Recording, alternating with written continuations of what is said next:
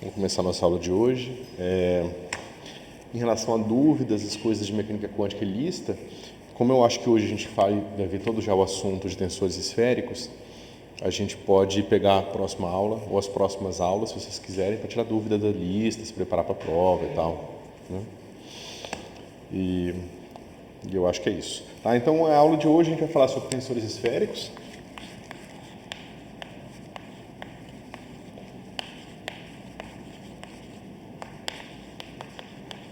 Como vocês não viram ainda uma série de pré-requisitos para esse assunto, a gente vai motivar ele através daquilo que a gente já viu, certo?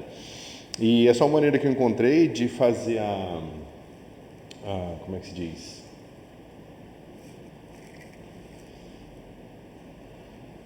De você estudar essas relações de recorrência e de derivada de polinômios especiais num contexto em que você tem uma motivação física e geométrica para fazer isso, entendeu? Porque, em geral, você vai pegar um livro de física matemática e ele vai falar assim, você pode encontrar que o polinômio de Legendre tem essa relação de recorrência. Ou seja, você calcula um polinômio de Legendre com um valor de L e está relacionado com outros polinômios de Legendre com valor de L mais 1, L menos 1. Coisas do tipo, não sei se vocês já viram, né? E eu vou mostrar como que isso está ligado a coisas físicas geométricas, e, na verdade, como que isso pode ter uma série de aplicações importantes na física, tá bom? Então, a gente vai primeiro entender quais são as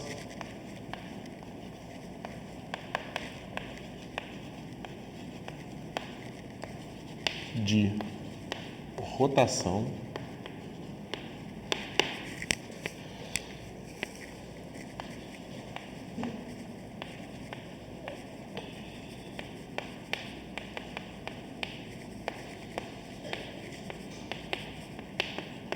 dos harmônicos esféricos, tá?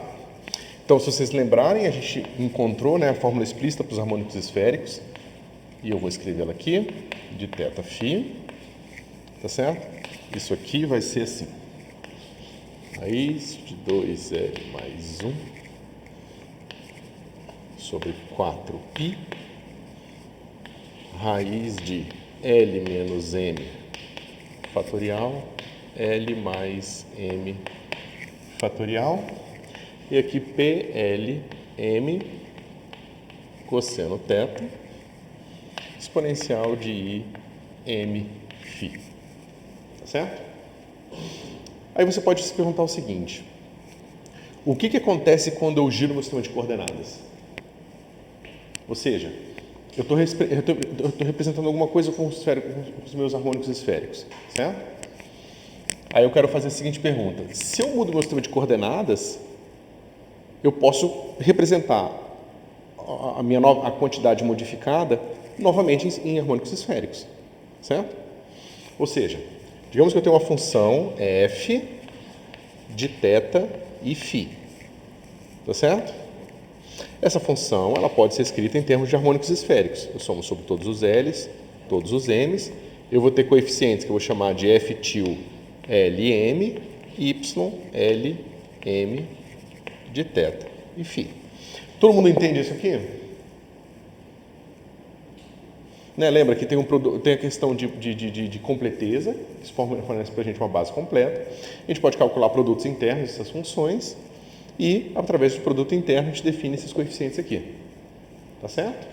Ou seja, se você quiser pegar esse cara aqui e multiplicar por y, L', M', estrela, de θ e φ, f de θ e φ, e integrar no ângulo sólido, lembra ângulo sólido, né?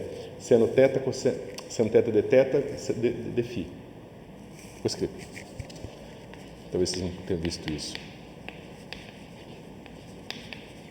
Né? O elemento de integração angular normal, tá bom? Bom, isso aqui vai ser justamente a projeção do f na base, né? Só que a gente usa nesse lado direito aqui, a gente usa que esses caras aqui são ortogonais. Então a integral, né? Quando eu aplicar essa integral do lado esquerdo e do lado direito, nesse cara aqui vai dar duas deltas de Kronecker, de M', L'. Então isso aqui é simplesmente f til L'. Certo? É isso que eu estava querendo dizer com a relação de produto interno normalizado, nos, né, prover uma forma de encontrar esses coeficientes aqui. M', L', estrela, isso. E aqui fica linha. Linha F, teta e ela é a minha rotação, né? Não, a sua F é uma função qualquer na esfera. Não, função qualquer na esfera. É, calculada em tetas e φs, né? Ou seja, numa casca. Eu achei que ela seria a minha rotação. Não, por enquanto eu estou falando, eu estou chegando na justificativa da rotação, certo? Se eu faço um giro no meu sistema de coordenadas, o que eu estou fazendo? Digamos que eu faço a coisa mais simples possível. Eu pego o meu sistema de coordenadas e giro no plano XY, tá certo?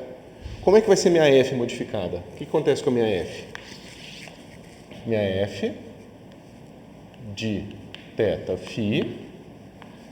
Se eu girei, digamos, a própria F, ou sistema de coordenadas, tanto faz, isso aqui vai numa F de θ, φ mais um ângulo epsilon. Vocês concordam? Né? Aquilo que eu calculava aqui, agora está aqui.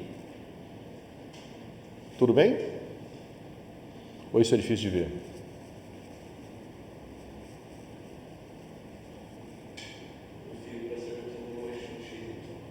O φ é sempre no XY. Não muda nenhuma propriedade, só muda que tem esse ângulo aí. Pensa que eu tenho aqui a esfera. Né? Deixa eu ver. Né? X, Y, Z. Tá certo? Eu tenho uma função aqui.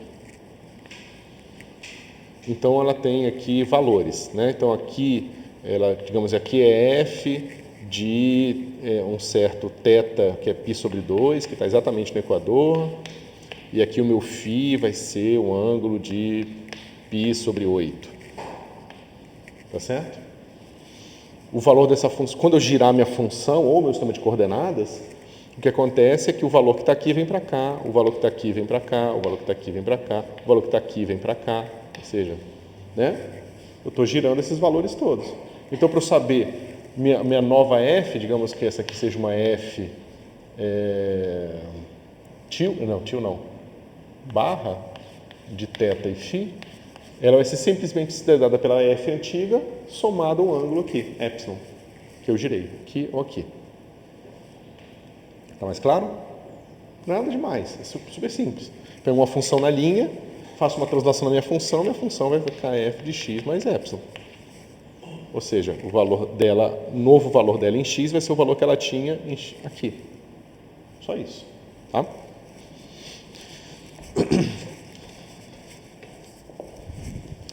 Mas veja,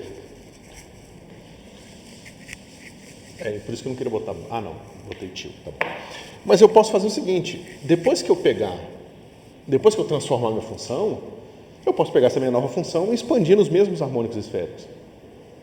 Tá certo? Eu vou fazer isso, eu vou ter o seguinte, f barra de θ e φ, nada mais vai ser do que o quê?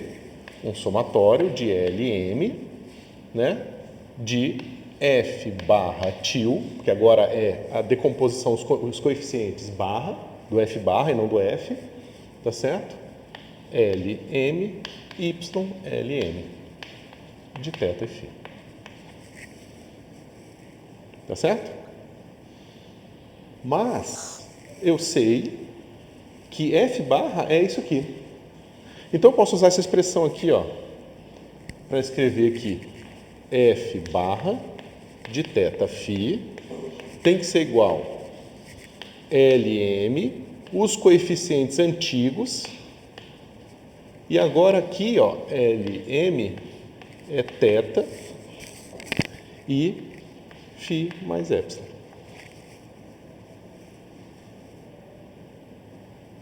Tá certo?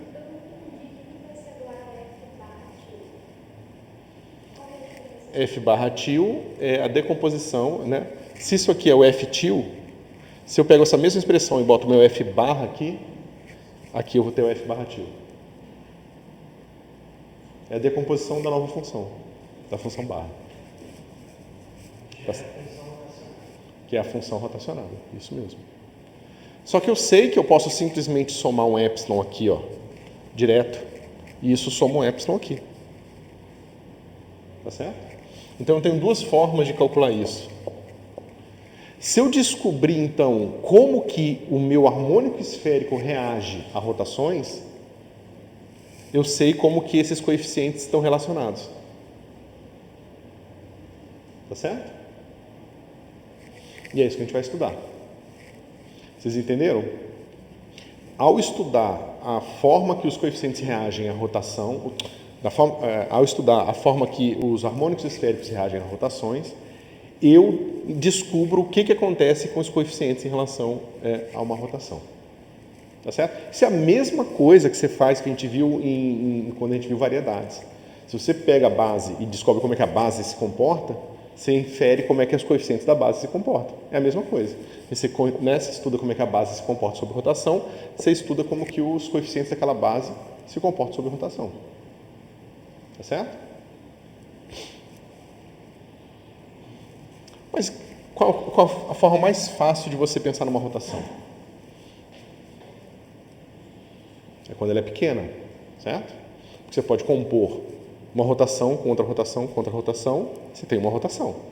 Isso é a mesma coisa de dizer que rotação forma um grupo. A gente não vai entrar no caráter formal de mostrar que isso é um grupo de Lie, mas o que importa pra gente é que eu posso fazer uma rotação tão pequena quanto eu queira, que é quase não fazer nada, tá?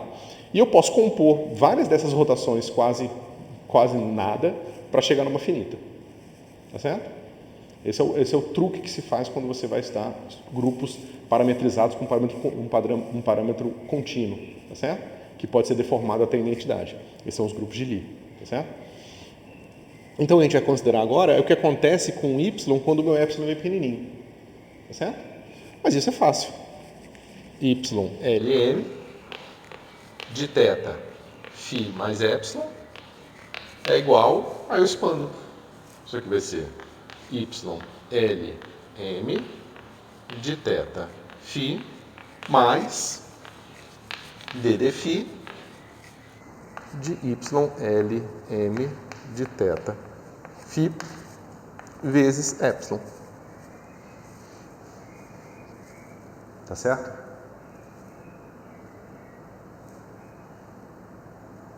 Então, se eu souber, de alguma forma, relacionar a derivada dos harmônicos esféricos em relação a φ com os próprios harmônicos esféricos, eu posso substituir aqui e descobrir como é que os coeficientes se modificam.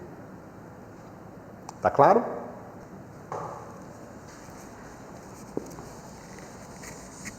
Acabei de apagar o harmônico esférico que a gente vai derivar agora. Mas vocês têm anotado aí, né? Ou eu posso escrever. Quer dizer, o que importa é o fato de que a única dependência em φ do harmônico esférico está aqui, tá? A exponencial de mφ. Lembra, o outro pedaço é o polinômio de Legendre que depende só de θ.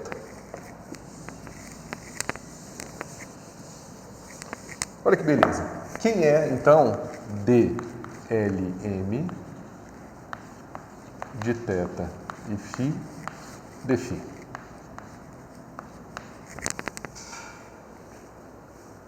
Isso aqui é I, M, Y, L, M de θ e φ. Todo mundo consegue ver isso? A única dependência em φ que eu tenho no meu harmônico esférico é um fator de exponencial de IMφ. Se eu derivar em relação a φ, eu tenho IM na frente e repete-se a mesma coisa. Tá certo? Mas olha como é que isso aqui simplifica a minha vida. Agora eu posso fazer o seguinte, eu posso pegar essa expressão aqui, tá? E substituir aqui. Então eu vou ter o seguinte, f barra de θ φ vai ser igual somatório de Lm f til Lm que multiplica, agora eu faço aquela substituição lá, Ylm mais a derivada que a gente acabou de ver que é Im YLm de θ φ.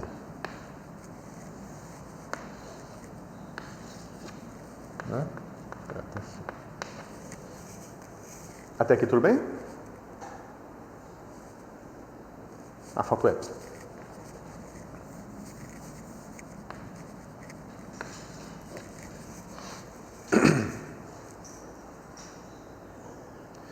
Aqui a gente ainda pode escrever mais uma forma para simplificar. LM.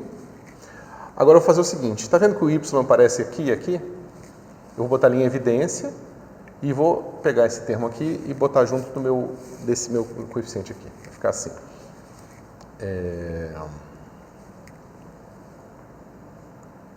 1 mais IM, que multiplica F til LM, e aí isso tudo, Y aqui, epsilon, isso aqui, Y, L, M, θ, φ. Tá certo? Olha o que aconteceu, que interessante. Esse cara aqui, ó, eu posso identificar com esse aqui.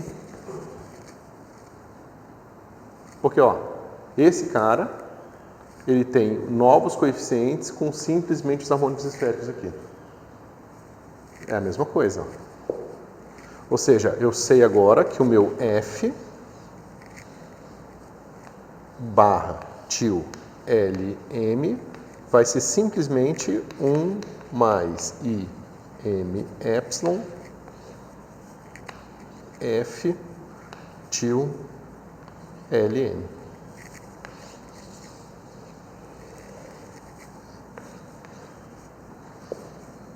Tá vendo? Essa transformação é hiper simples, ela não mistura ninguém. Ela simplesmente pega o coeficiente antigo, multiplica por um fator para obter o coeficiente novo. Tá difícil, pessoal? Ou tá compreensível? A cara de vocês está um pouco de...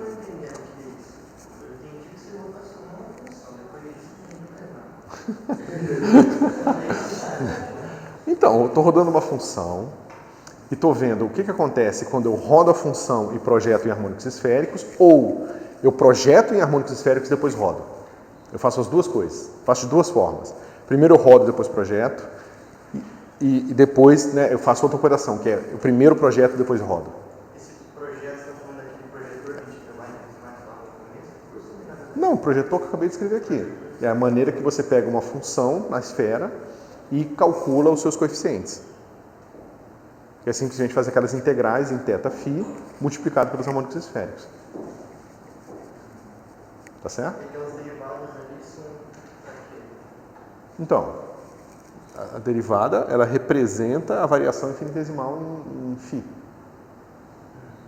Tá? Eu fiz uma variação infinitesimal, então eu expandi isso aqui em Taylor, para Maclaurin, em epsilon em torno de zero. O termo de epsilon igual a zero é esse, e o primeiro termo da série é a derivada em relação a epsilon, que é a derivada em relação a φ, que dá a derivada em relação a φ vezes epsilon. Tá? É série de Maclaurin padrão. Tá certo? Isso me permitiu comparar agora esse caso aqui, onde eu projetei primeiro e depois rotacionei, com um caso em que eu rotacionei primeiro e depois projetei. Eu acabei de ver como é que os coeficientes se transformam.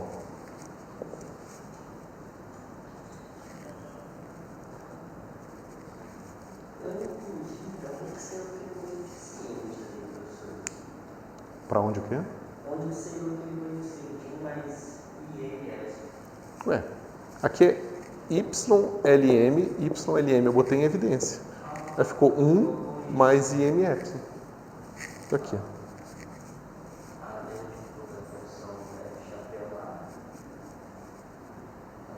Né? Aí eu comparei com essa equação aqui. Eu quero saber como que é o novo coeficiente. Eu quero saber como é que é o coeficiente da função rodada. Eu acabei de descobrir que é esse aqui. Você quer saber a relação entre a função que se projetou para a rotação Os coeficientes. Exatamente. Como é que os coeficientes da função mudam quando eu faço um giro no meu sistema? E os coeficientes representam alguma coisa ou são só coeficientes? A gente vai descobrir, pelas propriedades que eles têm ao girar, a gente vai descobrir o que eles representam. Na verdade, de certa forma, isso é uma maneira de desenvolver a intuição de vocês em relação ao que significam esses coeficientes. Tá certo? Porque você vê o seguinte, esses coeficientes eles não se misturam. Tá? Mas a rotação aqui vai depender do M, porque tem um M aqui, tá vendo? Mas os coeficientes não se misturam, ou seja, um certo valor LM só depende do valor do anterior LM. Tá certo? Qual que é o projetado? Qual que é o rotacionado? Esse aqui é o que eu rodei e projetei, e esse cara aqui é o que eu projetei e depois rodei. Vem, né, do projetei e depois rodei. Tá certo? Eu não lembro se quando a gente terminou de resolver o átomo de hidrogênio, a gente deu o significado físico do L e do E. A gente discutiu rapidamente, né? Eu falei para vocês que o L está associado, vocês viram, né, que o L está associado ao alto valor daquele pedaço angular completo, que ele tem um alto valor do tipo L vezes L mais 1, né? E o M é o alto valor da parte do plano XY, que vem justamente daquele pedaço mais simples da separação de variável, que é aquele pedaço que a gente separa simplesmente de φ. Tá certo? Então, justamente o φ está associado a essa rotação aqui. E a gente está usando um sistema de coordenadas que é adaptado para ser simples em torno do eixo Z. Por isso que ele é bem simples quando a gente rodar no φ. Vocês vão ver que a conta que a gente vai fazer para mostrar aqui o que acontece quando a gente variar o θ vai ser um pouco mais longa. Tá? Que é justamente o que envolve toda aquela brincadeira que eu estava falando para vocês no começo da aula, que é a relação de recorrência desses polinômios. Tá bom? Então, o que a gente vai mostrar em seguida é que quando a gente girar em θ, vai acontecer uma coisa similar. Tá? Mas ela vai ser mais complicada, porque aqui você pode pensar o seguinte, você pode pensar nesse termo aqui, ó, como sendo F, L, M, barra, tio, igual. Aqui eu vou fazer assim, ó, soma sobre M' de delta de M' mais M' delta de M' mais I epsilon M' delta de M' vezes, deixa eu apagar isso aqui,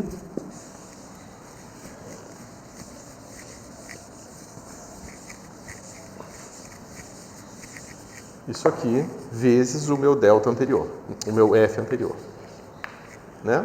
LM, linha. Tá certo? Isso aqui, pessoal, é uma matriz. Né? Essa matriz eu posso representá-la assim, ó. Esse termo aqui é uma identidade, mais, aí digamos que esse meu M aqui, lembra que o M vai de menos L a L, né? Então vai ser assim, menos L, IL epsilon, aí 0, 0, um monte de 0 para cá, depois 1 menos I, L menos 1, epsilon, aí todos os zeros para cá, todos os zeros para cá, e assim por diante na identidade, na diagonal. Tá certo? Isso aqui é uma matriz. Quando o M for 1 e, né, desculpa, o M for menos L e M' for menos L, eu tenho isso aqui. Tá certo? Quando esse meu M aqui for menos L menos mais 1 e esse aqui menos L mais 1, eu tenho esse cara aqui. Tá certo? É menos L mais 1, isso. Tá certo? E assim por diante. Tá? Pode ser um pouco difícil de visualizar, mas é simplesmente uma matriz diagonal aplicada nesse vetor aqui. Mas você vê que essa matriz aqui, ela não mexe no L. O L está sempre fixo, ela mexe nos M's. Tá certo? E é isso que a gente vai provar que acontece para uma rotação geral. Ou seja, a rotação que você fizer é irrelevante. Você pode fazer a rotação que você quiser, que você não vai misturar os coeficientes de L's diferentes. É como se numa função tivesse certas características delas que você pode girar à vontade, que aquelas características só se misturam entre si. Elas não se misturam com as outras características. Tá? Para dar um exemplo concreto disso, você pega uma função e pega a média dela. Ou seja, você pega f de θ φ e você integra. Você pega aqui seno θ dθ dφ. Tá certo? Isso aqui é a média da sua função, na casca, né? Se você girar a função, essa média muda? Naturalmente não vai mudar, tá certo? Porque, né, isso aqui significa simplesmente uma média, você pode girar a média mesmo. Se eu pegar essa função aqui, ó, essa função, e multiplicar por xi de θ φ, isso aqui vai ser uma função, né? E aí eu vou ter uma coisa assim, seno θ dθ dφ. Tá certo? Esse xi aqui, ó, são as componentes desse vetor aqui, ó. R seno θ cosseno φ, R seno θ seno φ e R cosseno θ. Tá? Então esse cara aqui ele vai te dar uma média ponderada desse vetor aqui, ó. Tá certo? É como se fosse tipo um centro de massa. Vai te dar a direção média que essa função aqui aponta. Tá certo? Você vê que quando eu girar, a gente vai dá para intuir que basicamente se eu girar essa função, vai ser a mesma coisa que eu girar esse vetor aqui. Tá certo? Ou seja, se antes a média ponderada desse vetor apontava para cá e agora eu girei minha função para cá, agora o vetor vai apontar para cá. E essa característica, ou seja, a posição média, a direção média que essa função aponta, não se mistura com a média dela. A média dela não muda e esse cara aqui muda de direção. E a gente vai ver que existem várias características dessa função que não se misturam. Tá certo? Que é justamente o que a gente vai provar quando a gente mostrar aqui, para uma rotação qualquer, o que aparece aqui são matrizes que só envolvem M, mas que não misturam L's diferentes. Tá certo?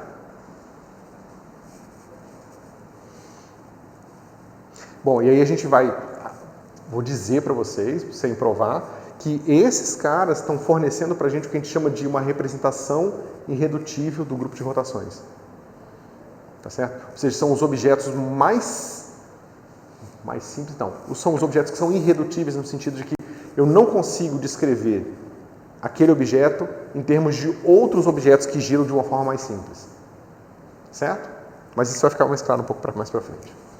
Vocês estão entendendo a motivação do que a gente está fazendo? Isso vale para uma função na reta também, tá, pessoal? Mas é que agora a base é esférica, então as coisas ficam mais complicadas. Mas uma função na reta também tem isso. Eu tenho a média da função, eu tenho a função vezes seno, que eu posso integrar, eu tenho a função vezes cosseno, que eu posso integrar, eu posso pegar minha função vezes seno de 2θ, ou seja, eu posso fazer minha série de Fourier, que é a mesma coisa. Eu estou tirando características, que são os modos de Fourier da função.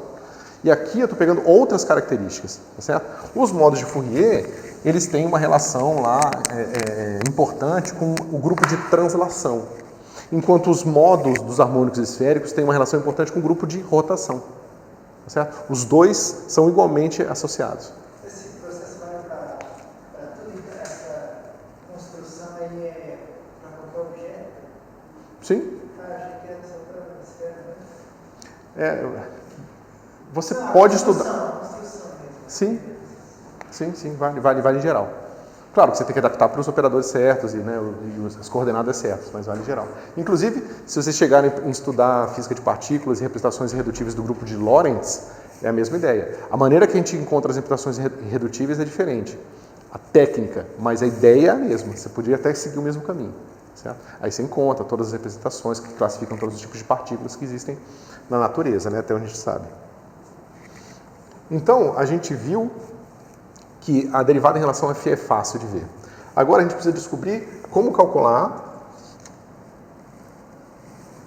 dYln θ φ dθ. Delθ. Tá certo? A gente sabe que esse negócio aqui vai ser proporcional a del P L M delθ de cosseno de θ. Tá certo? Não entendi qual que é o objetivo dessa.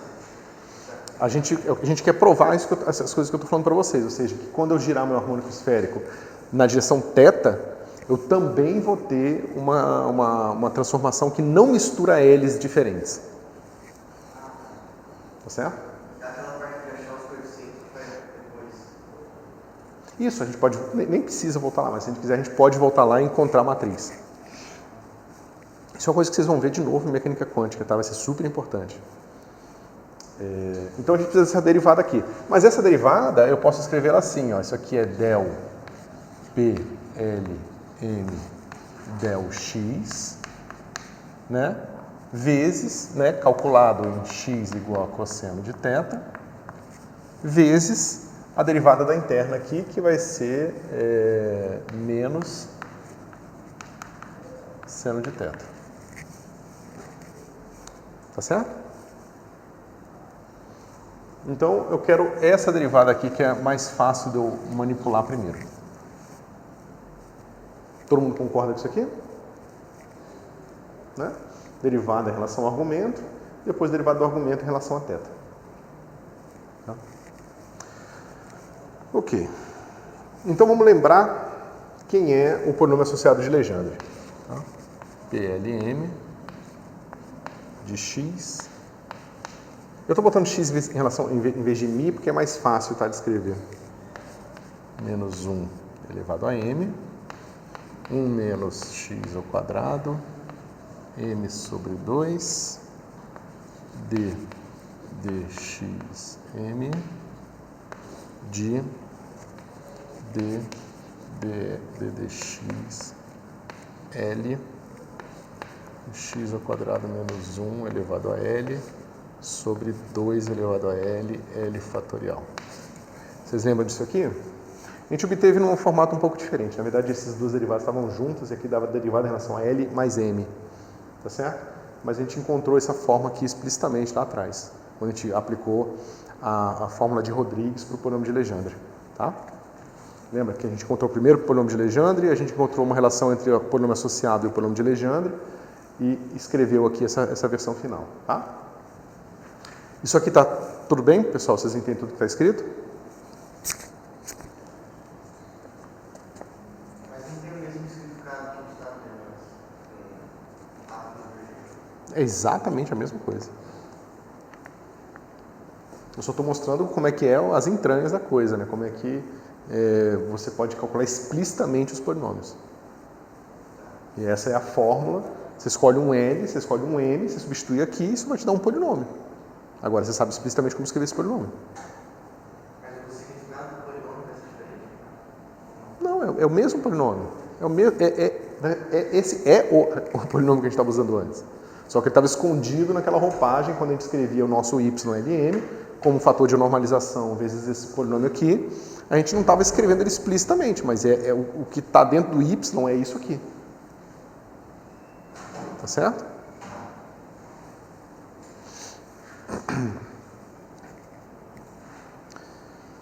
Bom, então agora a gente precisa derivar em relação a x, então vamos lá. dx do PLM de x. Bom, como é que fica quando a derivada bater aqui, pessoal? Vai cair um m sobre 2, né? Vai aparecer um menos 1 aqui, né? E o resto fica igual. Então eu posso escrever assim, ó. Isso aqui vai ficar m sobre 2 vezes o menos 1 é simplesmente 1 menos x elevado a menos 1, que é 1 sobre 1 menos x ao quadrado. Tá certo? Claro que aí depois tem a derivada interna, que é menos 2x. Vezes o quê? O próprio PLM. Todo mundo vê isso? Eu não preciso escrever isso aqui tudo de novo. Né? Basta eu multiplicar isso aqui por menos 2x, 1 sobre 1 menos x quadrado e m sobre 2. Se você substituir essa expressão aqui, você vai ver que isso vai ser o que eu obtenho da derivada quando a derivada atua nesse primeiro termo. Todo mundo consegue ver isso?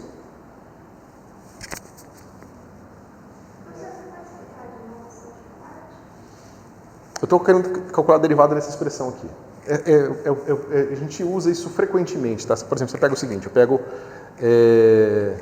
d dx de uma certa f de x, onde a f de x é igual a, por exemplo, x elevado a lambda. Se isso aqui for uma lei de potência, eu sempre posso escrever esse cara aqui assim, ó. Isso aqui vai ser lambda sobre x, f de x. É a maneira conveniente de escrever, porque eu não preciso repetir x elevado a lambda aqui. Porque eu sei que a derivada dá menos 1 no coeficiente. Só que menos 1 no coeficiente é a mesma coisa que dividir pelo x. Né? E ela é multiplicada pelo coeficiente. Então eu boto o coeficiente que multiplica, eu boto 1 sobre x que dá a potência certa. Mas é claro que isso aqui só vale se f de x for uma lei de potência. Mas é o que eu estou fazendo aqui, ó. Tá vendo? Isso aqui é uma coisa que depende de 1 menos x quadrado elevado a m sobre 2. Toda vez que eu derivar, vai ter um termo de m sobre 2 que não tinha, e vai ter um termo de 1 sobre x quadrado que não tinha, e um termo de menos 2x que não tinha. Aí eu simplesmente pego esses termos aqui e boto o p de volta aqui, para não ter que ficar escrevendo todo o p de novo, porque aí fica difícil de você acompanhar o que está acontecendo. Isso é uma técnica de conta que simplifica e facilita você conseguir fazer contas mais longas, com menos passos. Vai sim. É que eu só escrevi o primeiro pedaço. O segundo pedaço vai ser bem mais chato. Então vamos lá. Então aqui a gente tem aqui, ó, menos 1 elevado a m, 1 menos x quadrado elevado a m sobre 2. E aí para o segundo pedaço não tem segredo, a gente tem que fazer a derivada atuar mesmo. Só que eu já tenho um monte de derivada aqui, eu só somo mais 1 nesse meu m, tá certo? Vai ficar m mais 1, e aqui d dx L, x ao quadrado menos 1 elevado a L, 2L, L fatorial. Tá certo? Então eu tenho esses dois pedaços, eu tenho esse e tenho esse cara aqui.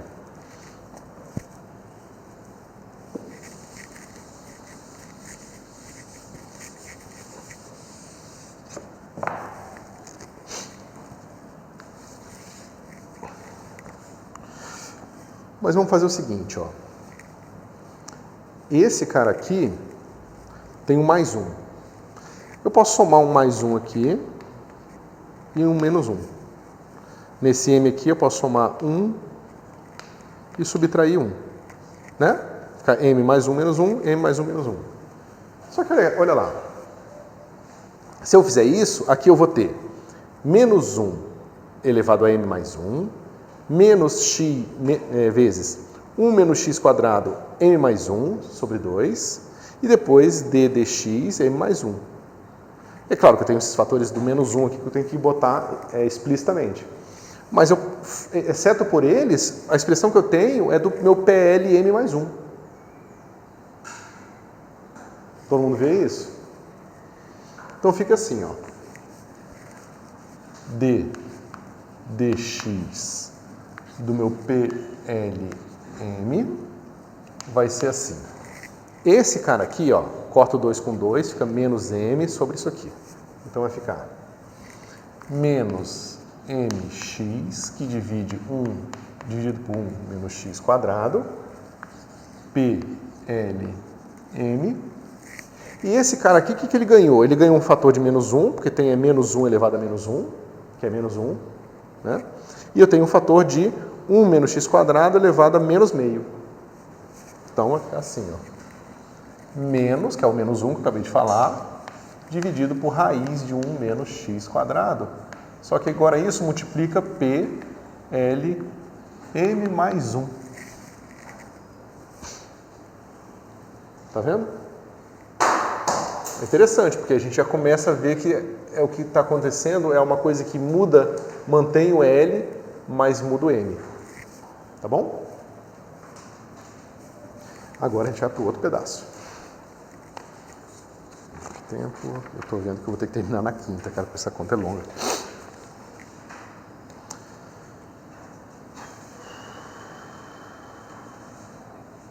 Agora, a gente tem que fazer um passo aqui meio às cegas, tá? Para depois encontrar a relação. Porque o que está acontecendo aqui é o seguinte. Se vocês lembrarem, a gente obteve alguma coisa que era multiplicado pelo seno, né? A gente sabe que x é cosseno, então isso aqui é seno. Tá certo? Mas aqui tem um seno quadrado, aqui tem um cosseno sobre seno, tem uma coisa esquisita ainda. A gente precisa se livrar desses termos aqui, tá bom? Então, para isso, a gente vai identificar primeiro quem é P, L mais 1, M. Tá? Vamos lá. Menos 1 elevado a M. 1 menos x quadrado elevado a M sobre 2. Aí eu vou juntar as derivadas aqui, porque vai ser útil para mim agora. L mais M, L mais M, mais 1, tá certo? Tudo isso aqui atuando em x ao quadrado menos 1 elevado a L mais 1. Tá? Tudo bem? Aqui eu posso fazer duas coisas. Eu posso simplificar essa expressão do lado direito de duas formas diferentes. Tá certo? Eu posso fazer o seguinte, essa derivada mais 1 aqui, eu posso atuar ela explicitamente aqui. Tá? E depois abrir a regra da derivada enésima de um polinômio. Tá ok? Que eu vou fazer agora. Vocês entenderam o que eu falei? Eu vou primeiro, vamos lá, eu vou primeiro atuar essa derivada mais 1 aqui. Vai ficar assim. Menos 1 elevado a m, 1 menos x quadrado elevado a m sobre 2.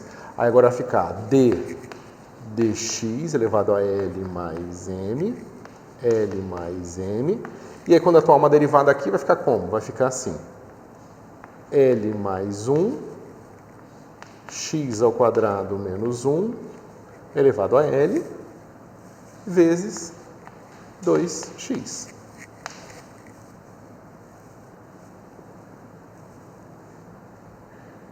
Deixa eu ver se foi esse o passo que eu fiz primeiro. Isso. Né? Desculpa, faltou aqui o 2 elevado a L e L fatorial. Eu estava esquecendo não. E aí, esse aqui não é 2 elevado a L mais 1, tá? E aqui era L mais 1 fatorial. Tá? Eu tinha esquecido desse termo, tá, pessoal? Do termo do denominador aqui. Né? Que era isso aqui, ó. Veja, é o que eu estou usando desde o começo, tá? Tenho 2 elevado a L e L fatorial. Quando eu estou usando o L mais 1, vai ser 2 elevado a L mais 1 e aqui é L mais 1 fatorial. Então, esse cara vai cortar com esse cara aqui e vai ficar, né, L mais 1, L fatorial, L mais 1 cortou com L mais 1, e esse 2 vai ficar 2 vezes 2 elevado a L, esse 2 corta esse 2.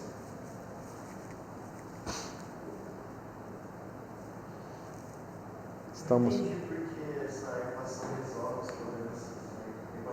que a gente tem que fazer, tem que trabalhar nela ainda. Tem bastante coisa para fazer. Não dá para entender ainda mesmo não, você tem razão. Tudo bem?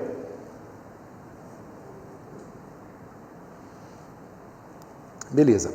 Agora é o seguinte, vocês têm que lembrar que eu mostrei para vocês que quando a gente faz uma derivada enésima, a regra da distribuição das derivadas, por exemplo, deixa eu escrever de novo aqui. Eu tenho o seguinte, d dx enésimo de f vezes g. Como é que eu faço essa derivada aqui? Lembra? Regra de Leibniz, né? A derivada atuando primeiro no f, depois no g, depois, né? E aí vai assim por diante. Obviamente, eu vou ter só um termo onde as derivadas vão todas atuar em f. É um termo só. Então, vai ter uma coisa assim. df dx n g. Um termo desse vai ter. O outro termo vai ser quando a derivada está só no g. Então, vai ter assim. f d g d xn. Tá certo? Se vocês contarem, vai ter n situações onde a derivada atua n menos uma vezes aqui e só uma no g. Então vai ter uma coisa assim. Foi aquela continha que eu mostrei para vocês lá numa outra aula, algum tempo atrás. Então vai ter assim, n que multiplica d, n menos 1 dxn menos 1f vezes dg dx. A mesma coisa quando for trocando x por y, f por g, tá? E assim por diante. O que você consegue mostrar é que essa fórmula ela é assim, ó. Né? Isso foi super importante quando a gente fez a dedução da fórmula de Rodrigues, tá? Você consegue mostrar em geral é que d dx enésimo de f vezes g vai ser igual a somatório de k de 0 até n de d dx elevado a k, elevado não, d dx k vezes, né, em f, vezes d dx n menos k em g, vezes o fator binomial, tá?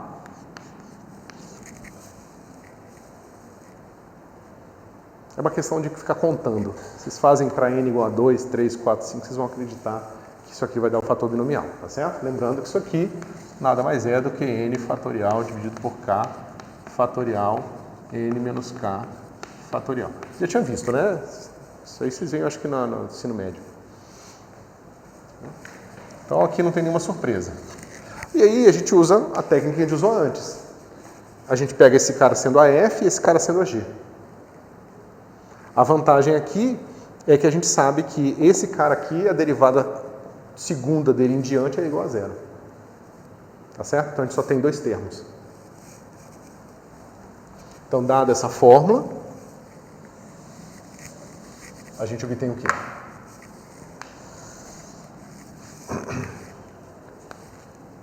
A gente obtém que dx L mais M,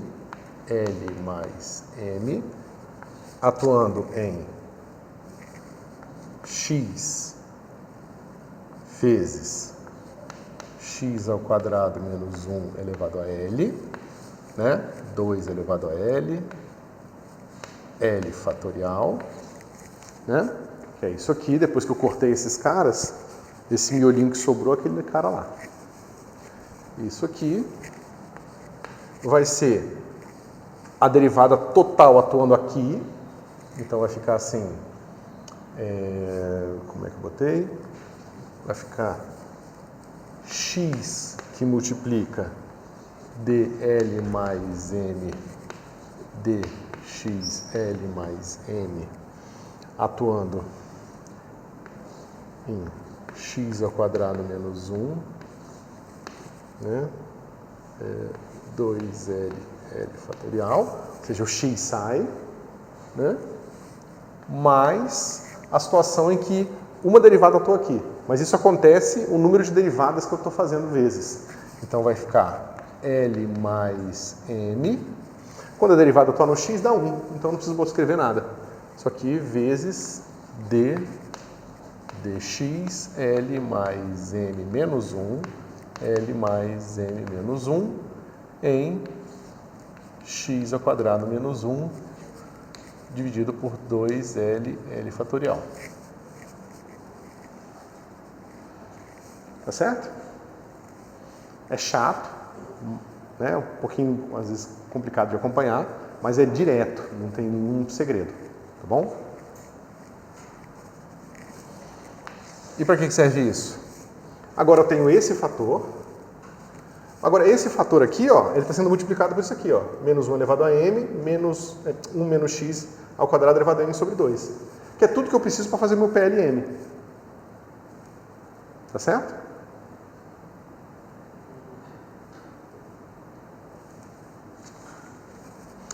E aqui eu vou ter tudo que eu preciso fazer no PLM, só que aqui eu tenho um menos 1, que é igual que eu tinha na outra circunstância lá atrás. Eu tenho que tirar o m extra, né, para aparecer um m menos 1. Então, fazendo essas duas coisas, eu estou mostrando aqui o meu PL mais um m é x, que é esse x aqui, vezes o meu PLM menos, por causa daquele menos que eu estou tirando lá, desculpa, 1 sobre raiz de 1 menos x quadrado. Cadê? É você? Não. Ah, tá. É porque agora eu tenho que botar um menos 1 mais 1. Aí eu fico com menos 1 aqui, para dar o meu PL menos 1, e o mais 1 fica, fica a raiz em cima, tá? Assim, ó, raiz de 1 menos x quadrado, PL n menos 1. Olha que bonitinho. Essa bagunça toda aqui para dizer aquilo, tá? Estamos satisfeitos? Quer dizer, razoável? Mas eu posso fazer essa mesma conta de uma outra forma, tá? Que é o seguinte. Tem esse resultado aqui. Eu acho que eu vou fazer o seguinte. Eu vou pegar esse resultado que eu acabei de obter e vou deixar ele aqui junto com esse aqui que eu vou precisar depois. Então, eu acabei de obter aqui PL mais 1 e M é igual a x PL M menos raiz de 1 menos x quadrado PL M menos 1. Certo? Então, vou até tirar daqui. Agora, eu vou fazer o seguinte. Em vez de eu fazer a primeira derivada explicitamente e depois abrir, usando aquela regra, eu vou abrir direto. Eu vou separar esse cara aqui como sendo x ao quadrado menos 1 elevado a L vezes x ao quadrado menos 1 elevado a 1. E vou aplicar essa fórmula aqui, ó. Tá certo? Então, veja. Eu vou ter dx L mais N mais 1, L mais N mais 1, que vai ser aplicado em quê? Em x ao quadrado menos 1 elevado a L vezes x ao quadrado menos 1. Então, agora o meu f é isso, meu g é isso. E minha derivada é essa aqui. Meu n agora, nessa fórmula, é L mais N mais 1. O meu f é isso e o meu g é isso. Tá certo? A diferença agora é que a minha fórmula sobrevive até a derivada segunda aqui. Tá bom? Vamos lá. O termo que a derivada está toda aqui é moleza, né? A gente pode escrever assim. X ao quadrado menos 1 e a derivada toda aqui. dl mais n mais 1 dl dx mais n mais 1 no que sobrou ali, que é o nosso x ao quadrado menos 1 elevado a L. Tá bom? Só que agora a gente tem a derivada que atua aqui uma vez, então vai ficar 2x, e o pré-fator, o pré-fator é aquele L mais, que é o n, né, que aparece ali, que eu falei para vocês. L mais n mais 1, derivada desse cara aqui, que é 2x, e aí o resto das derivadas atuando aqui. dl mais m, dxl mais m, e aqui x ao quadrado menos 1 elevado a L. Agora mais o termo que a derivada aqui atua duas vezes. Tá bom? Então vai ficar assim. Mais, aí vai ficar só 2, né? Porque a derivada agora de 2x em relação a x é 2. Né? Aí eu tenho o coeficiente aqui, né? Lembra que esse coeficiente é o coeficiente quando o meu k for igual a 2. Tá bom?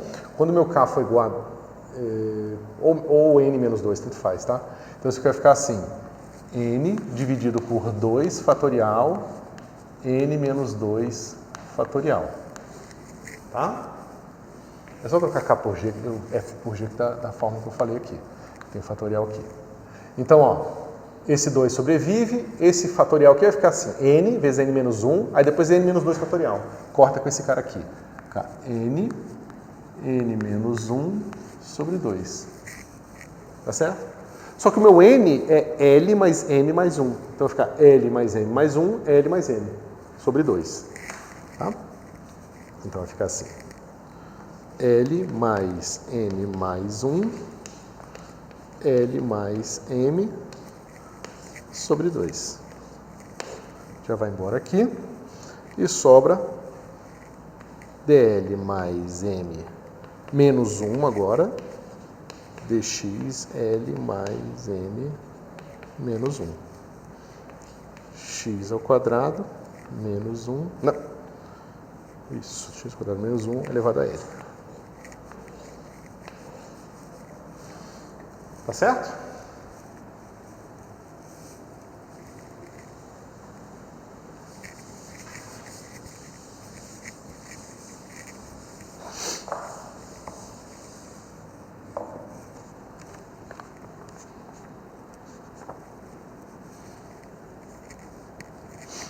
Agora lembrem, o termo que eu não estou colocando aqui é aquele termo de, né? Deixa eu ver se eu boto aqui. Esse meu termo, ele vai aparecer com um fator, se vocês lembrarem, de 1 sobre 2 elevado a L mais 1 vezes L mais 1 fatorial. Tá certo? Ele está multiplicando esse termo aqui, esse fator aqui. Certo? Bom, o que acontece com esse fator nesse primeiro termo aqui? Porque tá vendo? Esse primeiro termo aqui, ele tem esse 2, esse x menos 1, x ao quadrado menos 1 elevado a L. Se isso aqui tiver dividido, deixa eu fazer isso, eu acho melhor fazer, peraí. Deixa eu botar aqui. Ó. 2 elevado a L mais 1. E aqui L mais 1 fatorial. Tá certo? Aí o truque é o seguinte. Esse cara aqui eu vou deixar nele o 2 elevado a L e o L fatorial. E aqui eu vou botar o 2 extra e o L mais 1. Tá bom? Eu só separei aquele negócio, né? Só separei esse 2 elevado a L e 2 elevado a 1. O 2 elevado a 1 está aqui, o 2 elevado a L está aqui. O L mais 1 fatorial é L mais 1 vezes L fatorial. O L fatorial está aqui, o L mais 1 está aqui. Opa, não tem fatorial. Tá?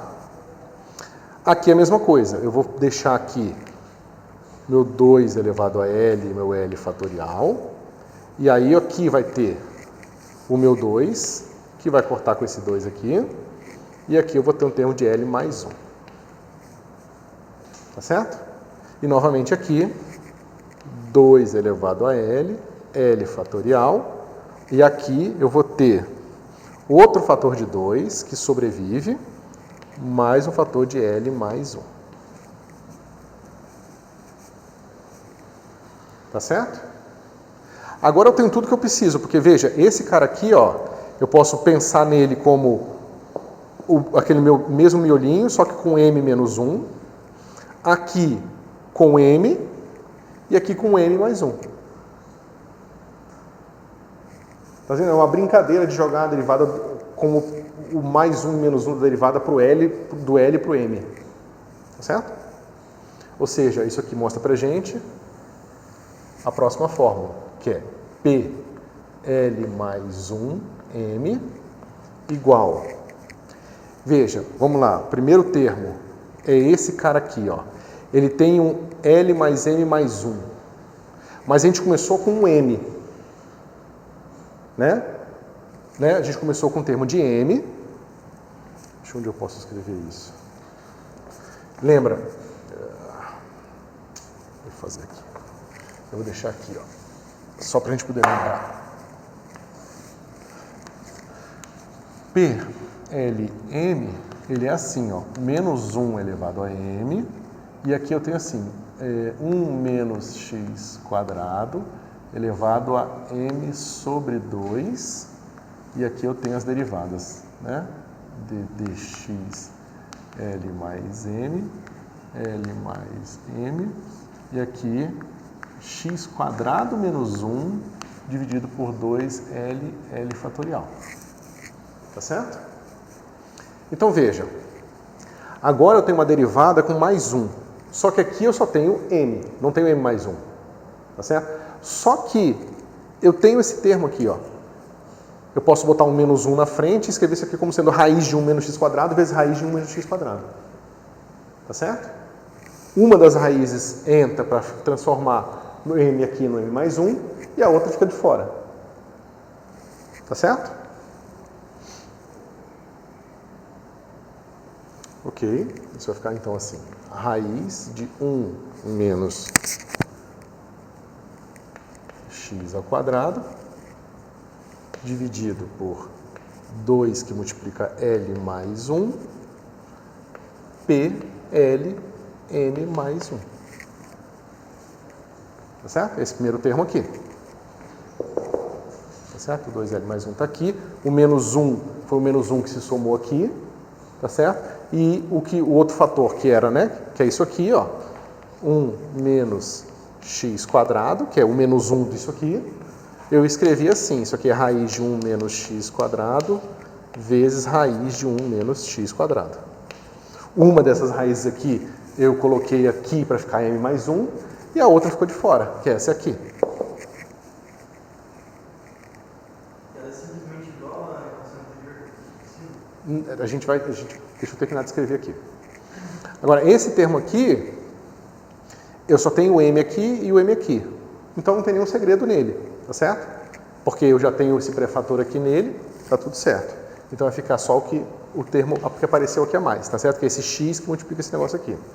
Vai ficar lá, x que multiplica L mais M mais 1 dividido por L mais 1, tudo isso aqui, P, L, M.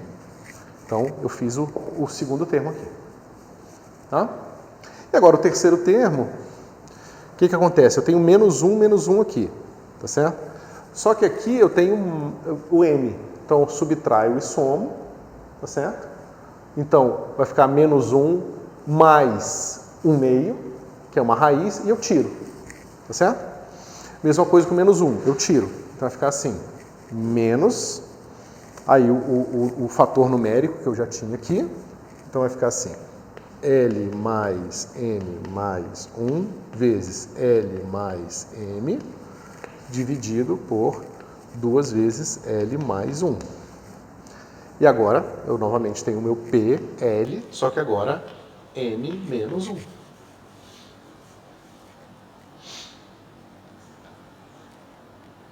Tá certo? Mas isso é igual a isso.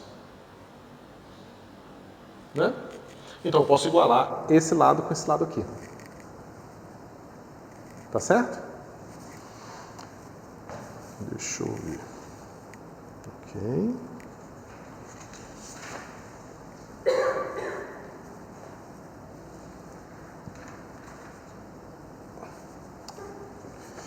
Então, ó, eu vou juntar.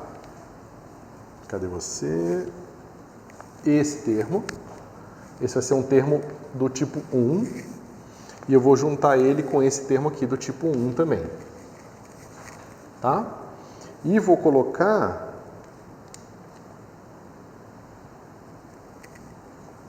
Cadê você? Só para eu... Ah, tá. Isso. Então, ó, cadê você? Esse termo aqui, eu estou igualando, né? Eu estou igualando isso aqui com isso aqui. Então, se eu jogar esse cara para esse lado, tá? Esse termo aqui, ele não tem L mais 1 embaixo, então eu posso L mais 1 dividido por L mais 1, tá? Agora, os dois têm L mais 1 embaixo, então quando eu jogar esse para o lado esquerdo, vai ficar assim, L mais 1, e aqui tem L mais M mais 1. Então vai ficar menos M só. Tá? Vai ficar assim, menos mx sobre L mais 1 PLM. Tá? Então esse aqui é o termo resultante da combinação do termo 1 com o termo 1. Tá? O termo 2 é esse cara aqui. eu combino com o termo 2 que está aqui. Tá? Mesma coisa, esse cara aqui não tem um L mais M embaixo, então eu vou pegar esse termo aqui e vou multiplicar por L mais 1 e dividir por L mais 1. Nesse caso aqui eu tenho que botar um 2 aqui e um 2 aqui. Isso. Quando eu passar esse cara para cá, cadê você? Meu 2. Quando eu passar esse cara para cá, veja, L mais M. Peraí, eu esqueci alguma coisa? Esse cara tá.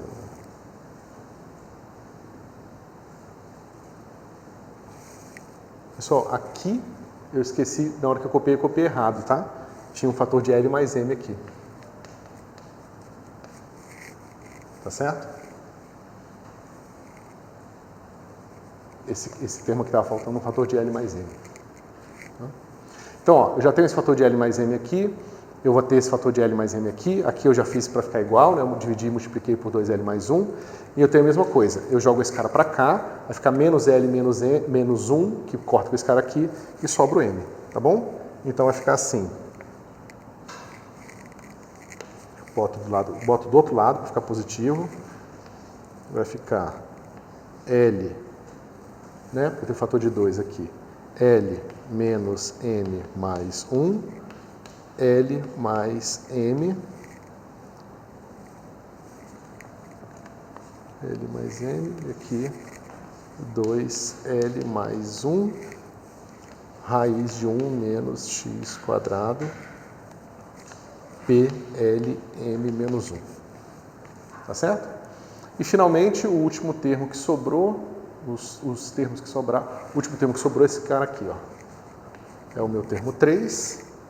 Ele aparece sozinho, não aparece. Ah, peraí. Não. Peraí. Isso, ele aparece sozinho, não tem ninguém se combinando com ele. Então ele vai simplesmente ser copiado aqui para o outro lado, tá certo? Então vai ficar assim, mais raiz de 1 menos x quadrado dividido por 2L mais 1 PLM mais 1. Então olha que interessante. Eu tenho um termo que vai ser menos mx sobre L mais 1. Aqui vai ter um termo com L, M menos 1 com raiz de 1 menos x.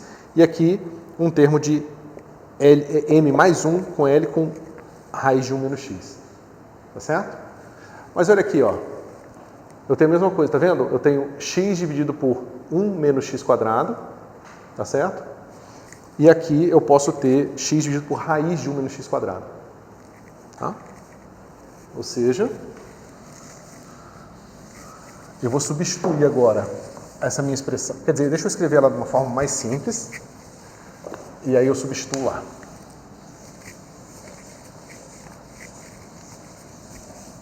Ou seja, essa última expressão que a gente obteve, a gente pode escrever assim, ó. E vai ser importante dela aqui. Mx sobre raiz de 1 menos x quadrado.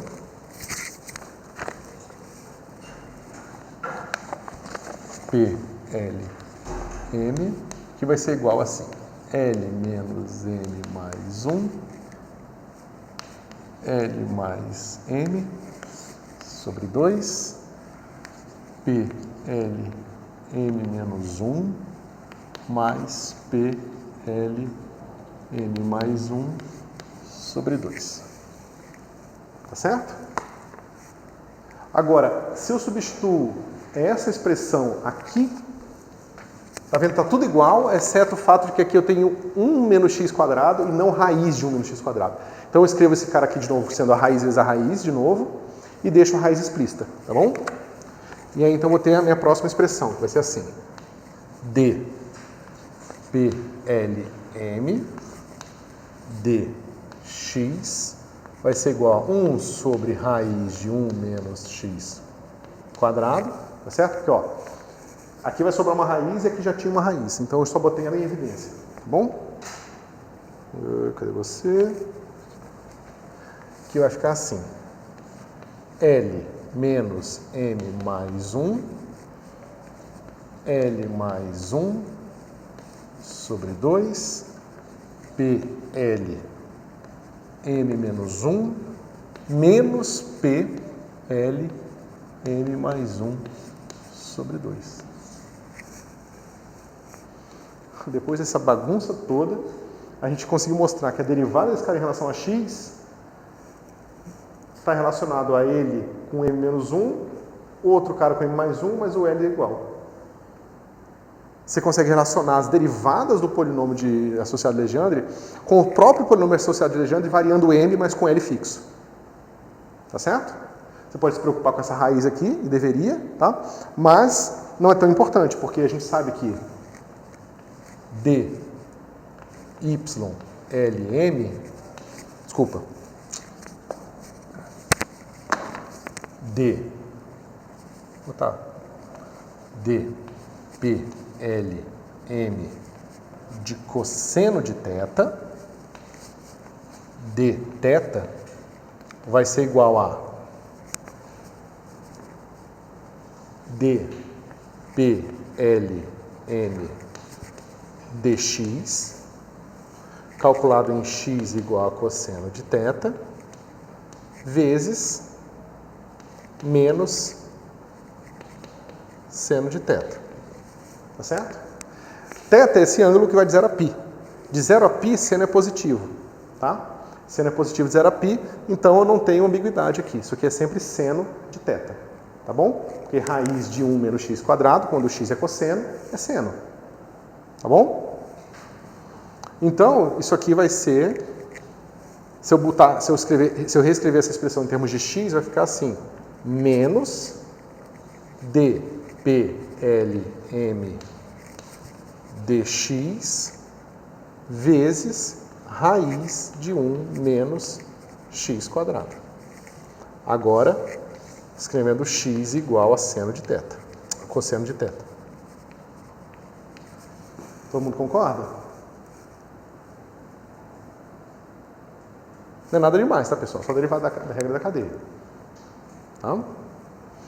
E aí, como eu falei para vocês, a gente sabe que seno é raiz de 1 menos cosseno quadrado, porque seno é positivo sempre, porque o nosso intervalo de θ é limitado de 0 a π.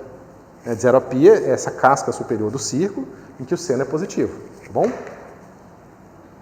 Então, a gente não quer a derivada do polinômio de Legendre. A gente quer a derivada do polinômio de Legendre vezes raiz de 1, vezes menos 1 raiz disso aqui. Tá bom? Ou seja, esse cara aqui, a gente pode reescrever usando essa expressão aqui. Ou seja, vai ficar... esse aqui multiplica, sobra o menos, vai ficar assim. Menos L menos M mais 1. L, aqui é mais M. L mais M sobre 2. Mais P, L, M mais 1 sobre 2. Isso, mais 2. Tá certo? A derivada em relação a θ é dada por isso aqui.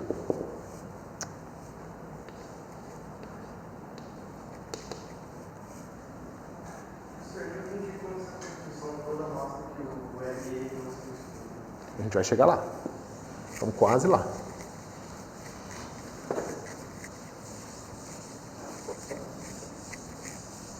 Agora a gente pode dar um passo, mais um passo de volta, né? Lembrando que...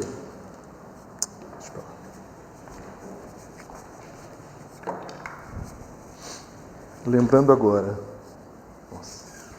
que YLM de θφ é igual a raiz de 2L mais 1, 4π, raiz de L menos M, L mais M fatorial, PL M cosseno θ, exponencial de mφ. Tá certo? Lembrando isso aqui, eu posso substituir a minha derivada aqui d dθ, eu já sei quem é dado por essa expressão aqui. E aí vai ficar como? Vai ficar dy lm d θ, θ φ vai ser igual a... Veja, esse termo aqui, ele vai estar multiplicando a derivada, tá? A derivada vai ser escrita em termos de um cara menos 1 e um cara mais 1. Tá certo? Então vamos lá. Vai ficar assim, o termo que é igual, 2L mais 1 sobre 4π. Aí eu boto em evidência o exponencial de mφ. Tá certo? Aí vai ficar assim, ó. L menos m mais 1, L mais m, sobre 2, raiz de L menos m, L mais m fatorial, fatorial, P, L, m menos 1,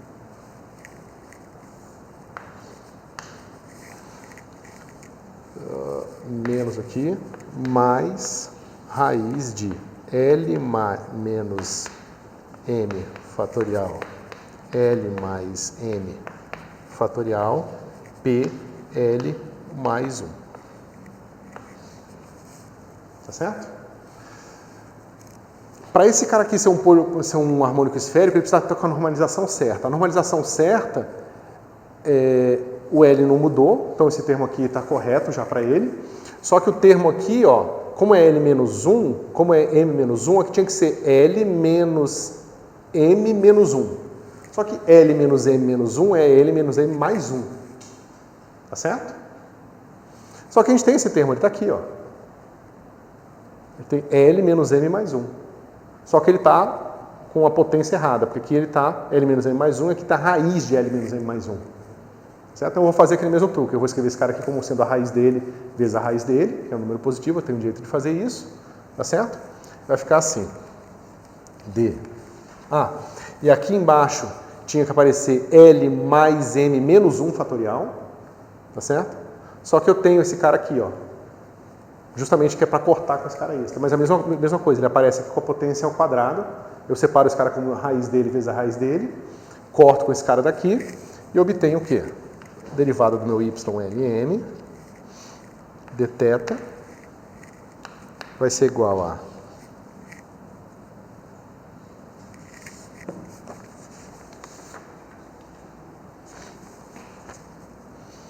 menos raiz de L menos M mais 1, que foi a raiz desse pedacinho que sobrou, vezes raiz de L mais M, que é a raiz desse pedacinho que sobrou, sobre 2, que multiplica ylm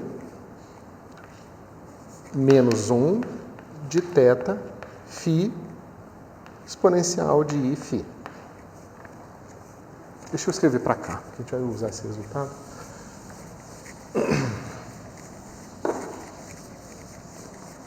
Deixa eu escrever ele todo para cá. dYLM dθ vai ser igual a menos raiz de L menos M mais 1, L mais M sobre 2, YLM menos 1 de θ φ exponencial de mais Iφ. Porque tá vendo que eu tenho aqui, ó, exponencial de IMφ. Só que agora eu vou querer o y com o m menos 1. Então eu subtraio e somo, o que sobrou é o que somou. Tá bom?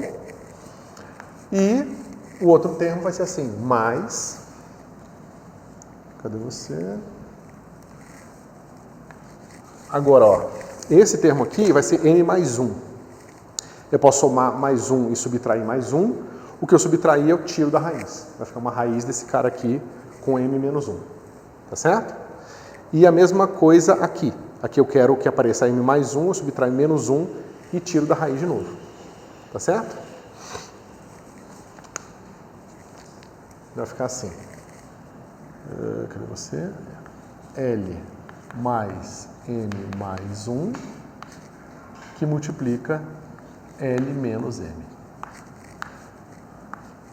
sobre 2. Y L m mais 1 de θφ exponencial de menos Iφ. Tá certo? Isso aqui tá claro, pessoal? Esse cara aqui, ó, é L menos m, tá certo? Se eu interar uma vez ele, vai ficar L menos m, que multiplica L menos m menos 1 fatorial. Tá certo? O L menos m menos 1 fatorial é esse termo que eu preciso para fazer o y aqui. Tá bom? Aqui, eu preciso multiplicar e dividir por L mais m mais 1. E aí é esse termo aqui, L mais m mais 1. Tá? Na hora que eu tinha falado antes, eu falei, eu acho que do jeito errado. Ok? Então veja, a gente já mostrou, né? A gente acabou de ver que a variação desse cara aqui em relação a θ não mistura L's diferentes, ele só depende de m, que são esses coeficientes aqui. Quando vocês forem ver em mecânica quântica, a gente vai deduzir esses coeficientes aqui, e a partir desses coeficientes a gente vai encontrar todos os coeficientes de Clebsch-Gordan para fazer a parte de adição de momento angular, usando somente a estrutura dos operadores de rotação. Tá certo? Aqui a gente fez na unha, a gente extraiu de dentro dos harmônicos esféricos essa estrutura, sem entrar nessa parte de operadores que não comutam, blá blá blá. Tá bom? Deixa eu ver aqui.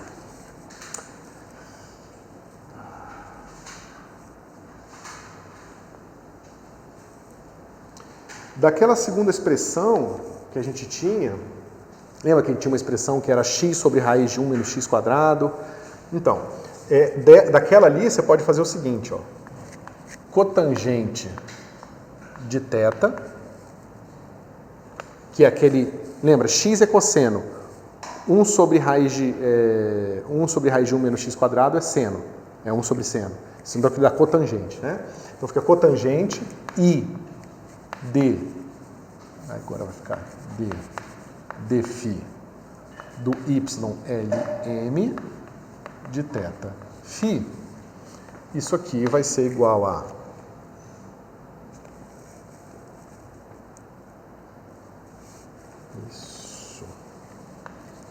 raiz de L menos M mais 1 L mais M sobre 2, YL M menos 1, θφ, exponencial de φ, e agora aqui, mais raiz de L mais, porque a expressão é igual, né? Mais 1 a menos o sinal, sobre 2, YL M mais 1, exponencial de menos Iφ. Tá certo? Aí você pode pensar assim, tem esses dois operadores estranhos aqui, que me dão a mesma coisa com um sinal diferente aqui, ó, tá vendo? Então você pode combinar esses operadores aqui, para obter um operador que leva um y no y mais m, e um outro que leva y no y menos m. Esses são o que a gente vai descobrir que são os operadores de escada. Eles vão ser justamente combinações dos operadores de momento angular Lx e Ly. Tá certo? Mas tem uma maneira mais simples de ver o que está acontecendo aqui. Por exemplo, se o meu φ for igual a 0, a minha rotação está em que eixo? Né? Lembra que o φ, se eu boto meu φ igual a 0, eu estou entre o z e o x. Tá certo? Então, ó, se eu pensar no meu φ igual a 0, então esse cara aqui não importa, aqui fica 0, aqui fica 0, e agora eu tenho uma matriz, tá vendo? Que vai misturar o meu y Lm com o meu y com o mesmo L, n menos 1, e o meu mesmo L, n mais 1. Tá certo? Se Se você botar, botar o φ igual a π sobre 2, vai ser a mesma coisa, só que uma rotação na direção z para y. Tá certo? É porque uma rotação desse tipo aqui, em que você varia θ e mantém φ fixo, é uma rotação complicada para você representar. Tá certo? Por isso que ela fica complicada, porque você tem esses fatores aqui e você tem que combinar esse com esse para obter os operadores de escada. Tá certo?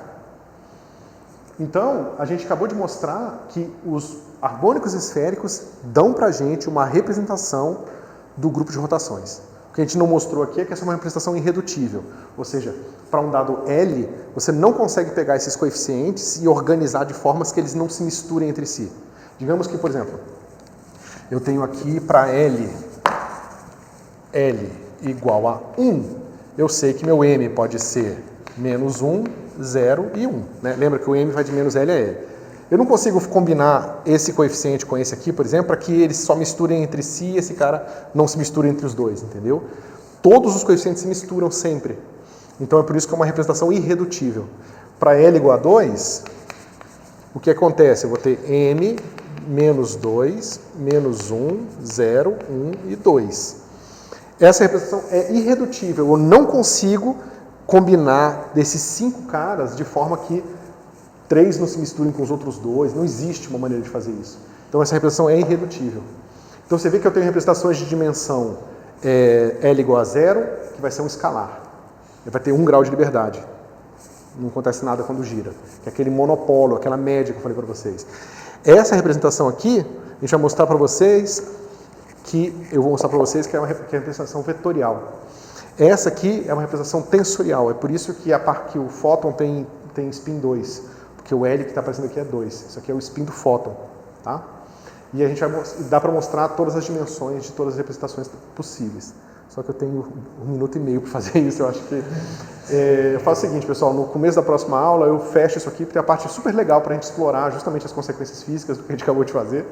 Então eu exploro e aí a partir da próxima aula, depois disso, a gente começa a tirar dúvidas e se preparar para a prova. Tá bom? Eu acho que não precisa ser tão em cima, né? Você quer logo a prova semana que vem?